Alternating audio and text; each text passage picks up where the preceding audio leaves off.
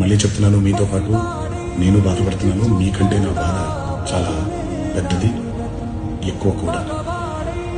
కానీ ఇది ఇలా జరగడం దేవరా ప్రొడ్యూసర్స్ వల్ల, లేకపోతే ఈవెంట్ ఆర్గనైజర్స్ని వాళ్ళని బ్లేమ్ చేయడం కూడా తప్పనేది నా ఫీలింగ్. అది ముందుగా మీరు కురిపించే ఈ ప్రేమకి ఆ జన్మంతో రుణపడిపోయి ఉంటాను. కానీ ఈరోజు మనం కలవకపోయినా సెప్టెంబర్ 27వ తారీఖు మనందరం కలవబోతున్నాం. దేవరా చిత్రాన్ని మీరందరూ చూడబోతున్నారు.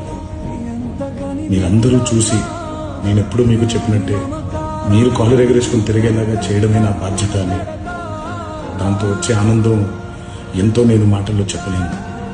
27వ తారీఖు సెప్టెంబర్ అదే జరుగుద్దని నేను ప్రగాఢంగా నమ్ముతున్నాను.